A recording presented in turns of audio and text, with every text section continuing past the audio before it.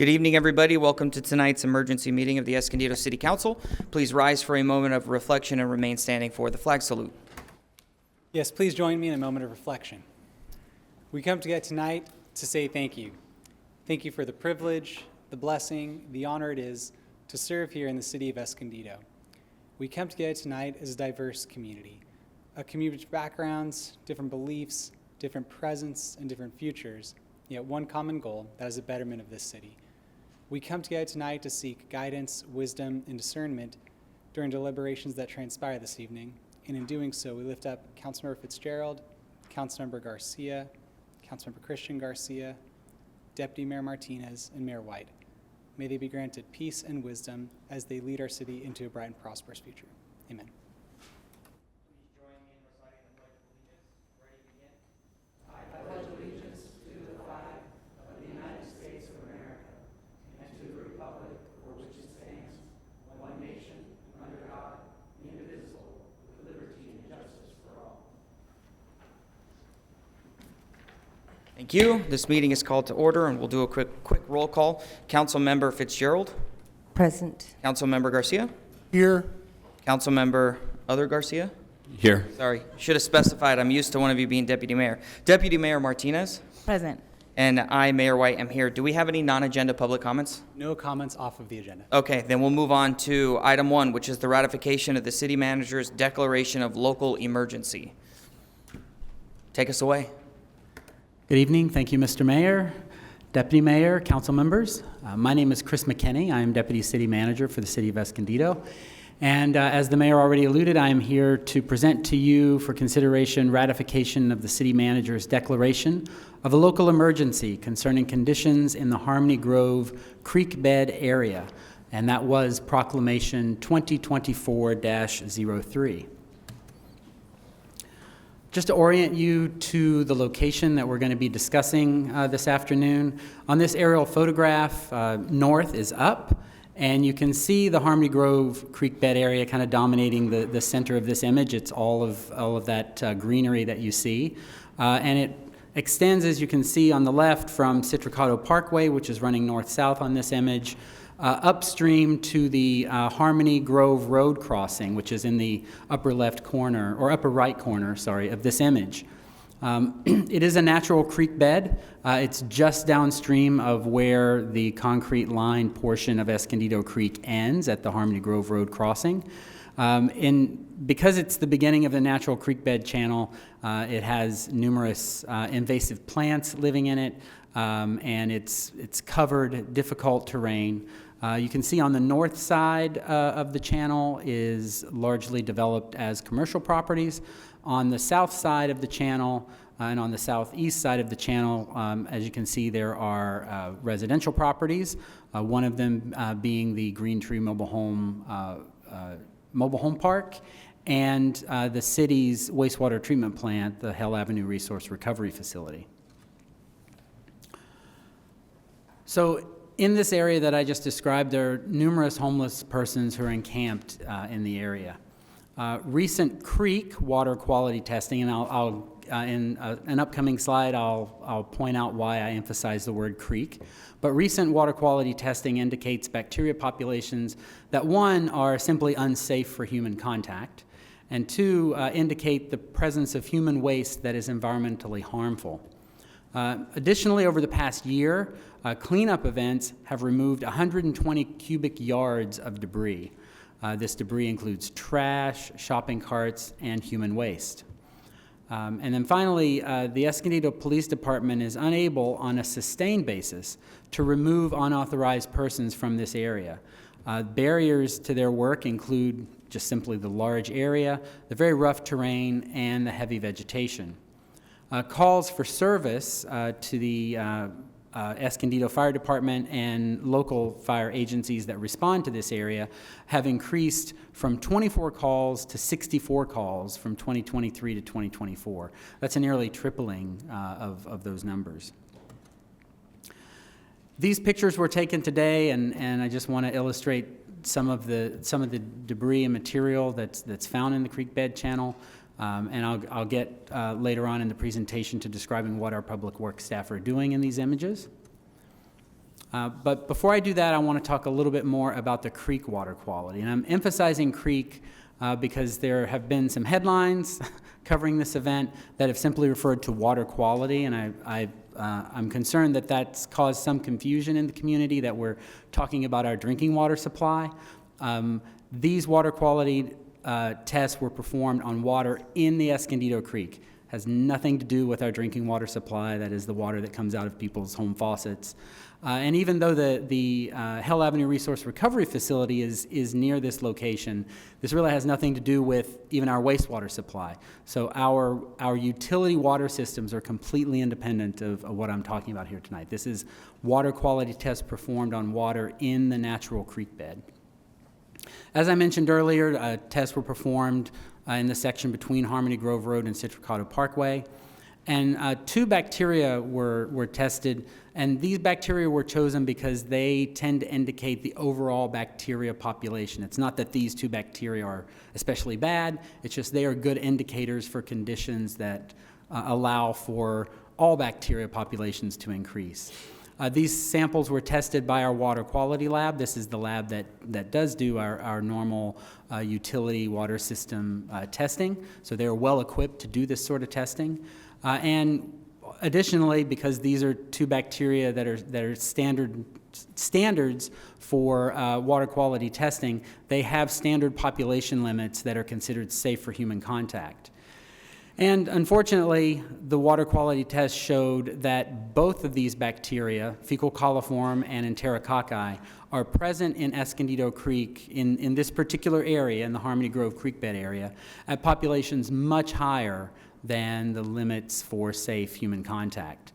In fact, the coliform numbers, the populations are 2 to 3 times higher than safe limits, and enterococci are generally around 10 times higher, but in one location, they're 23 times higher than what would be considered safe for human contact. And so, considering the worsening conditions and new water quality data and lots of other factors in consultation with city staff, the city manager proclaimed a local emergency. That proclamation, as I mentioned earlier, 2024-03, was issued yesterday morning at 8 o'clock.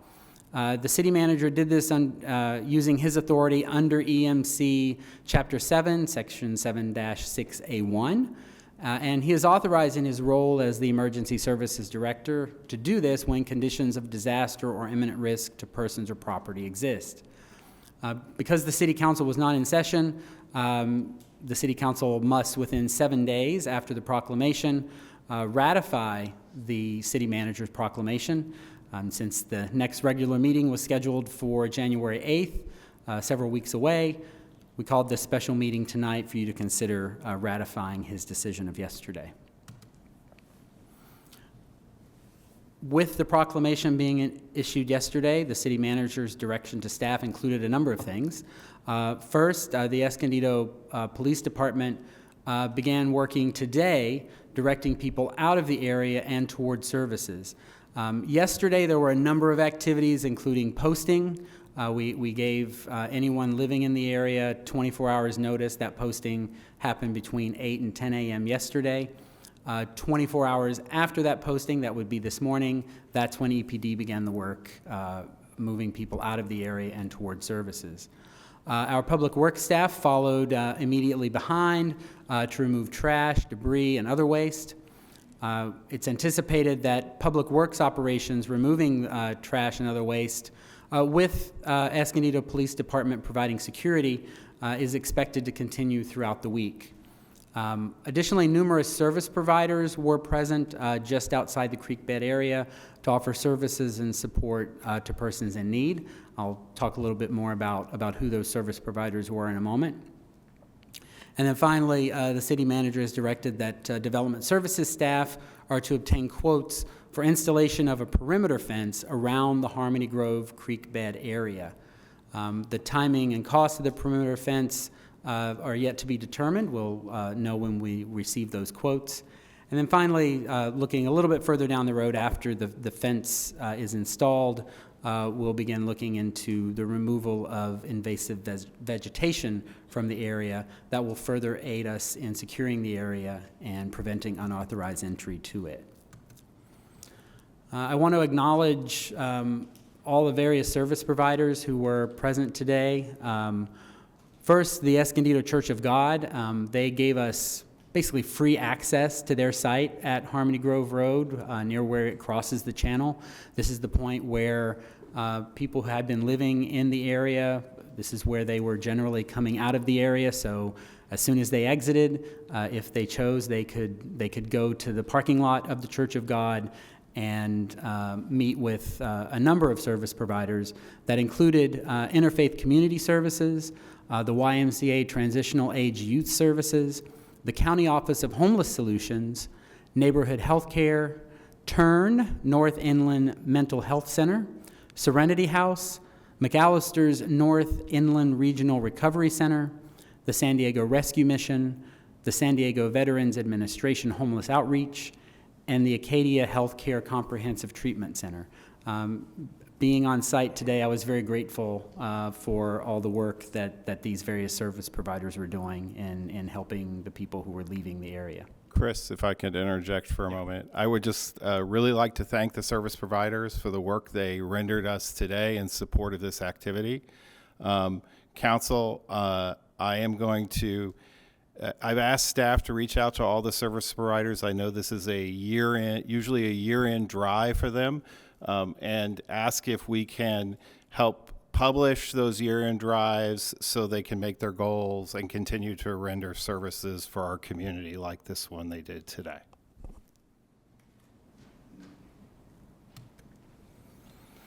And with that, the staff request of you this evening is that you adopt Resolution 2024-192, ratifying the city manager's declaration and proclamation number 2024-03 of December 15th, stating the conditions of a local emergency in and around the Harmony Grove creek bed area.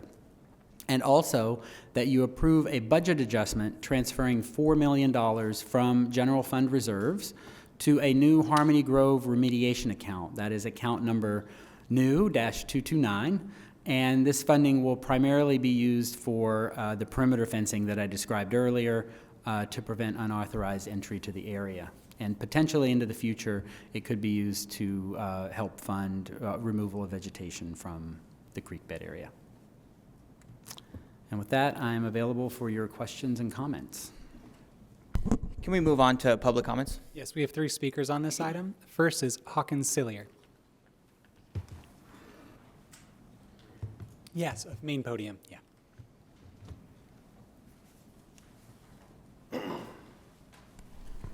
Okay, 3 minutes. Here we go. Let's see what we can do. So, my name is Hawkins Sellier. I'm an Escondido native. I went to Conway Elementary and Escondido High School. I'm currently a medical student at UC Riverside School of Medicine. Prior to that, I worked for about 3 years in Orange County and LA County as an emergency medical technician, wherein I interacted with quite a few people who lived on the streets. So with that being said, I'd like to just quote this section of the resolution. Pursuant to Chapter 7, the city manager serves as the director of emergency services, and in that role is authorized to proclaim a local emergency and take such actions as are necessary to preserve life and property in the case of an emergency. And the question that I would like to ask is the property of whom and the lives of whom? Because I look around this room today and unfortunately, I do not see represented the people who will be most immediately impacted by this resolution because they are packing their bags and getting ready to try to find somewhere where they are going to try to stay. Now, something I strive for, and which I hope government at all levels strives for, is treating human life equally, regardless of finances or personal possessions. And I'm running a little short on time here, so I just want to bring up some quick points and hopefully some data to inform this conversation.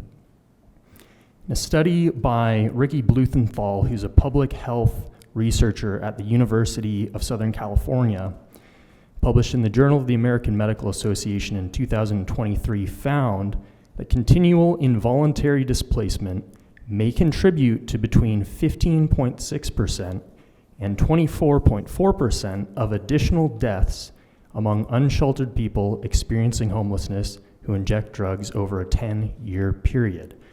So that's data that I would just like everyone to keep in mind as this decision is made. And as I wrap up with my last 45 minutes here, I just want to point out the ecological argument is something where we've had ecological impacts creating development such as Harmony Grove. So the question is, why are we demonstrating such increased concern now with a different population? And I just want to wrap up with a quote, and that quote is this: "The hardest part about being homeless was going to sleep every night and just wondering what will happen tomorrow. You're always wondering, am I going to be dead? Am I going to jail? The uncertainty is very scary." And that quote is something that you, Mr. White, said to a local news source when you were elected. Thank you. Our next speaker is Christopher Bouchard.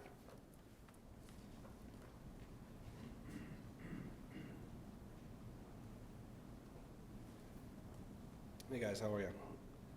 My name is Chris Bouchard. I'm a resident right above the homeless camp, just outside the map you showed up. Want to come up today and say thank you. It's been a long battle living in the area. I know Mayor White's been on the receiving end of a lot of my emails and text messages and phone calls. I'm having crime in my house weekly. I catch my security cameras from petty theft to trying to break into my cars. Been threatened to be shot, been threatened to be beat up while I'm standing in my own garage. It means a lot that you guys actually went out and did something. Really appreciate it. I just want to come up here and tell you that. Yeah, that was most of it. And if you need any help in keeping people out, please let me know. Our next speaker is JP Theberge.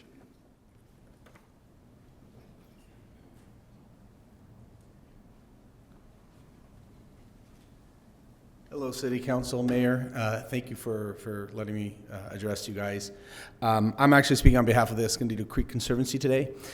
The Escondido Creek Conservancy's mission is to help conserve lands around the city, around the area, the watershed, all the way from, we have lands conserved all the way from Daly Ranch area, Wolford, Lake Wolford, all the way through to Harmony Grove.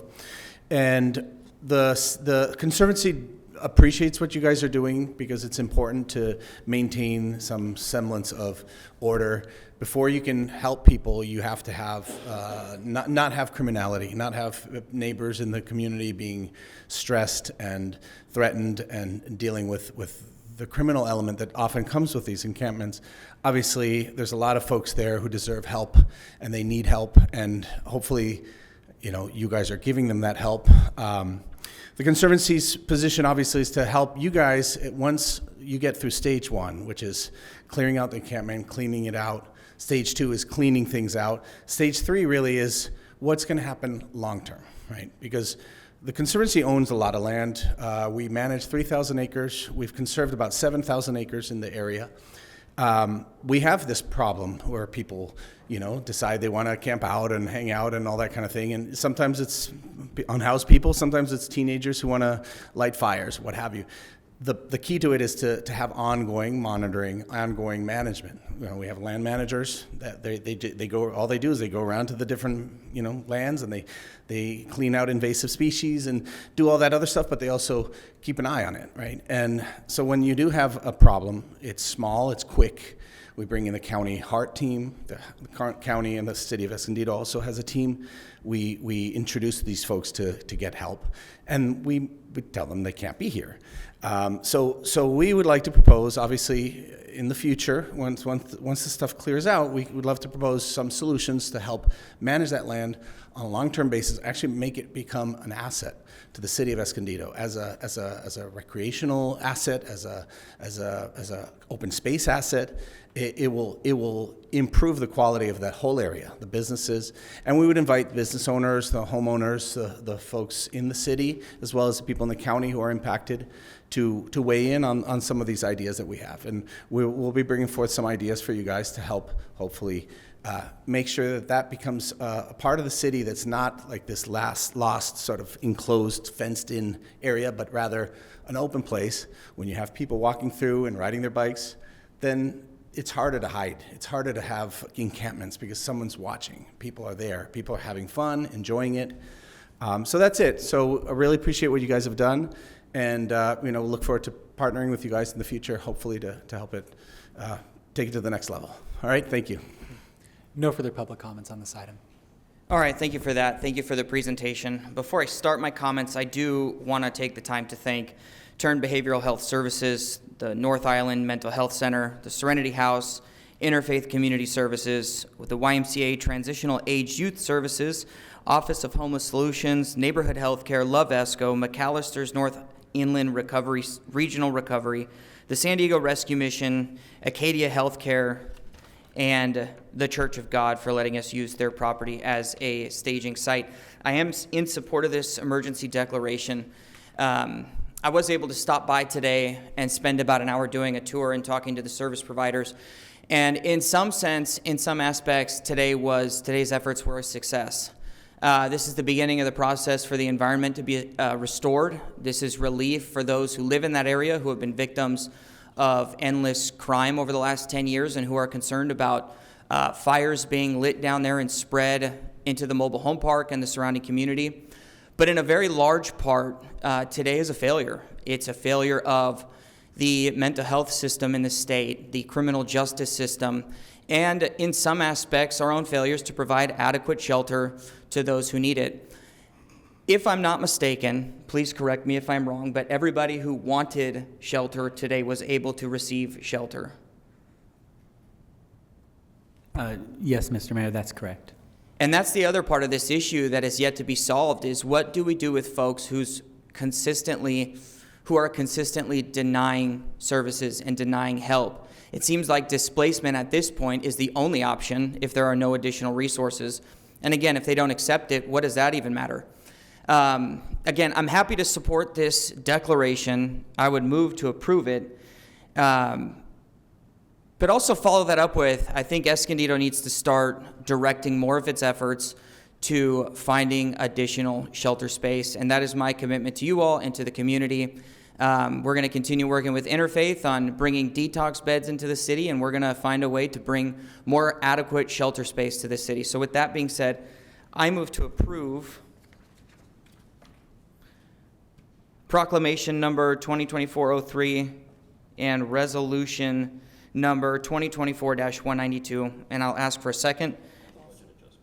And the budget adjustment. Did you say you second that? Perfect, and then I'll open it up for discussion. If I could, so this is actually in my district, District 4, so I made it a point to go out there and, well, I just wanted to say thank you for keeping us abreast of everything that was going on.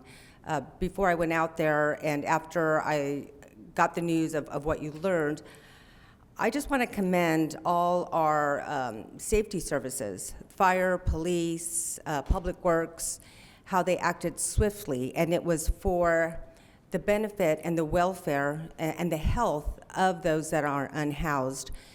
Being there and observing what was occurring at the command site, the command post, and seeing how well organized the number of organizations, and some are here in the audience, that did a phenomenal job.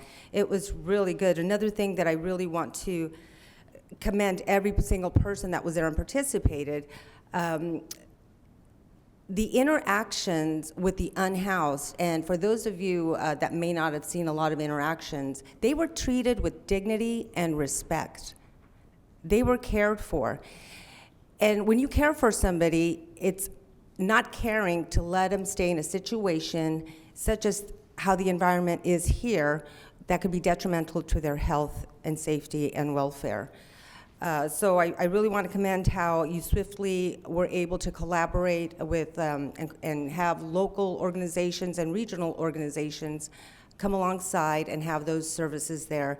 And yes, I did to observe, unfortunately, some people just did not want the help at this time. But again, the outreach that you've had, not just for the businesses and the community, but especially those that are unhoused in our community, and the plans that I've heard, and I know that it's going to be a long-term plan. The plans that you have to continue the outreach, I think is something that we really should be proud of, and I think our community really should have full confidence that we're going to do the right thing for everybody in our community, housed or unhoused, because we do care, and we want to do it right and make sure that safety is first for everybody. So I just wanted to thank you all.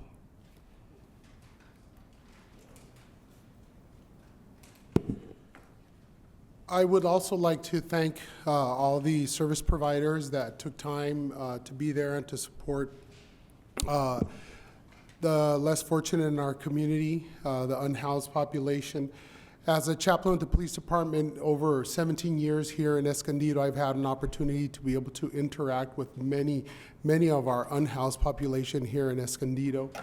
And one thing, in taking various ride-alongs with Interfaith Community Services, I have also come to learn that many of the unhoused population prefer not to get services.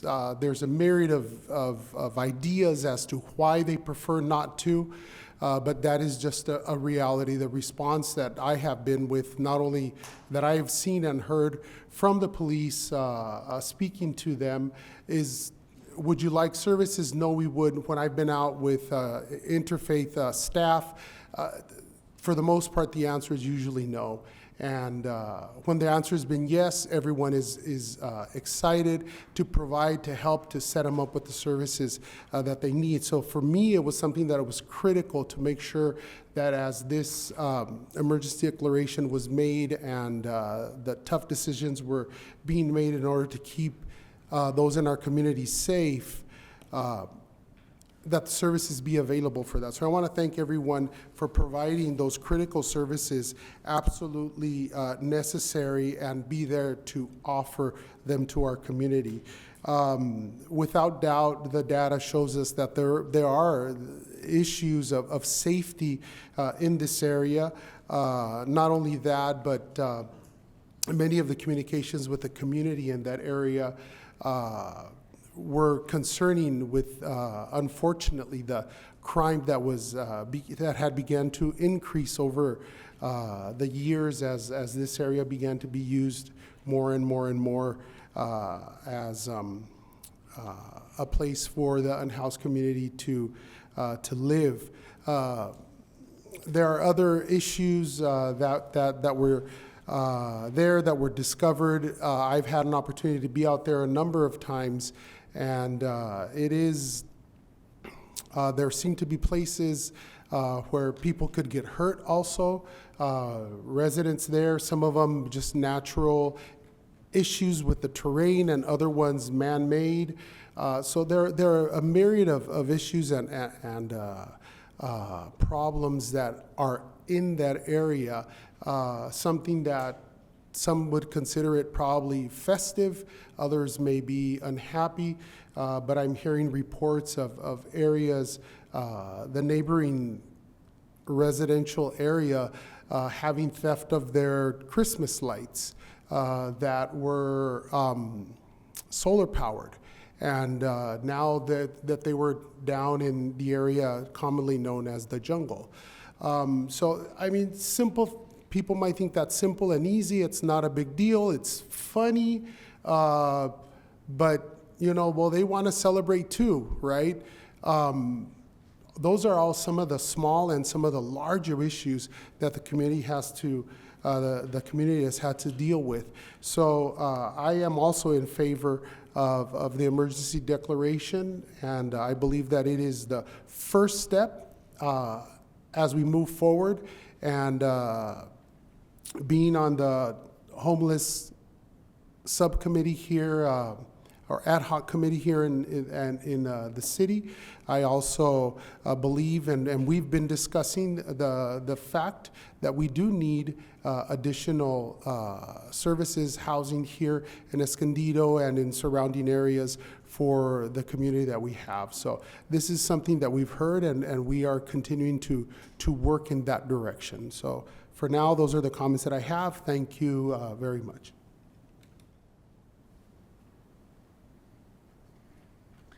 Okay, well, thank you for the presentation. I know that I have a lot of mixed feelings about this, mainly speaking to all the issues that our residents spoke of today, so I can relate and empathize with every single comment shared today. And this is an area that for years has been an issue. And I, a few months ago had visited the mobile home park that is right adjacent to the area next to the HARF, and heard from the residents there that have been just desperate trying to get help. And one told me she was moving. The one that actually invited me to her home said that she was, putting her house for sale a couple months ago. So it's very complex, and I just want to say thank you to all the partners and the service providers. It's very important to me that we connect folks to the services that they need in the most compassionate, humane way possible. It's also, I believe that this is such a complex issue that we need everyone to support. So I appreciate the partnership because we need you. You all, especially the service providers, you all work with these residents on a daily basis. You know so much about them personally. You know about their lives. You are trauma-informed professionals, and that is so, so important in this work. So I very much value you, and anything that we're not doing, if we're missing the mark anywhere, I want you to reach out directly and let us know how we can do better. I understand the need to address this for safety reasons of all in the area. So yeah, I will be supporting tonight's motion. And again, I say reach out if there's anything that we're missing. I'd be curious to know, and I'm assuming in January we might get some updates on how it's going. But I think that the really important thing here is collaboration and partnerships, and making sure that we're making data-driven decisions. And moving it forward in that direction. So, like I said, I will be supporting the motion this evening, and thanks for everyone for their support. And let's continue to work together on this issue. Thank you. Thank you to my colleagues. I agree with everything that you guys said. It is a very complex issue, and I think it needs to be approached with compassion. Thank you to the providers. Thank you for being there today and for continuing to be there. And thank you to our first response as well, for the police and fire. You guys are amazing. You guys have done so much for the community, not just regarding this population, but the population in general, and for being there today as well. I've received dozens, if not hundreds, of calls or messages regarding this issue, asking for help. And I think this area in particular has been a hot one that a lot of people have been desperate to address. So I think that there's going to be a lot of relief from the community that we are addressing it, because it's overdue, but I think we have the tools and the resources at this point to actually start addressing it.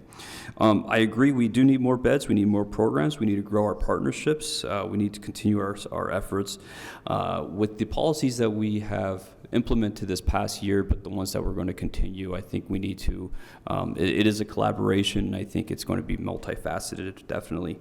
I have been on several ride-alongs as well, and when I've spoken with the police and the fire, it is almost inevitably more than 50% of the calls that I've gone on has been towards this population.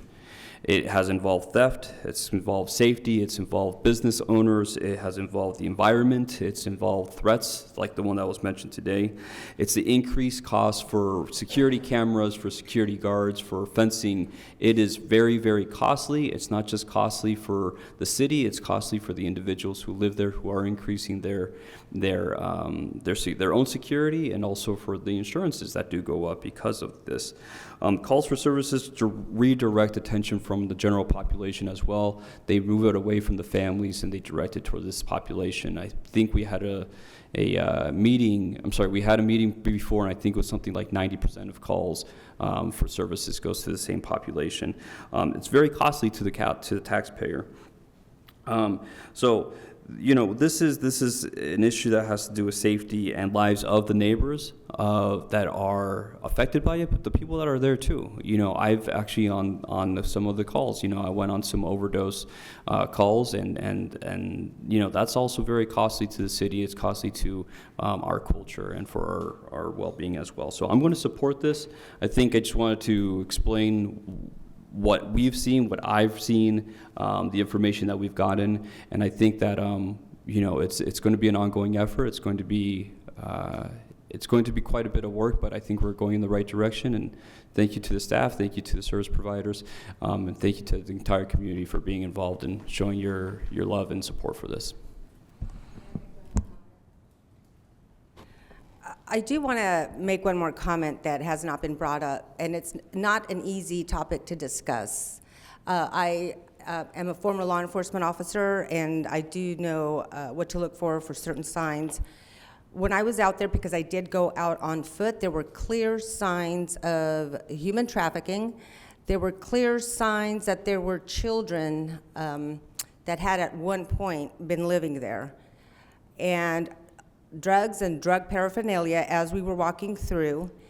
And you're looking at a one-stop shop based on my experience in dealing with this years ago. And it's nothing new under the sun, but unfortunately, it was a lot going on here. So it's a one-stop shop for drug dealers, one-stop shop for drug trafficking.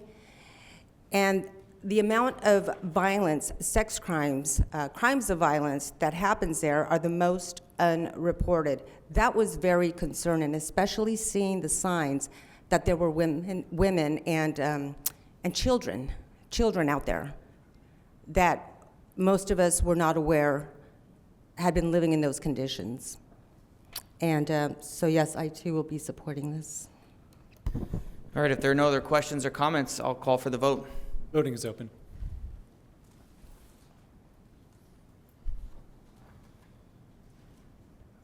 Motion approved, 5-0. Okay, do we have any other non-agenda public comments? None. I need to add something to a future agenda. I was supposed to do this in the last meeting, but I need to agendize changing the ad hoc homeless subcommittee to a standing subcommittee.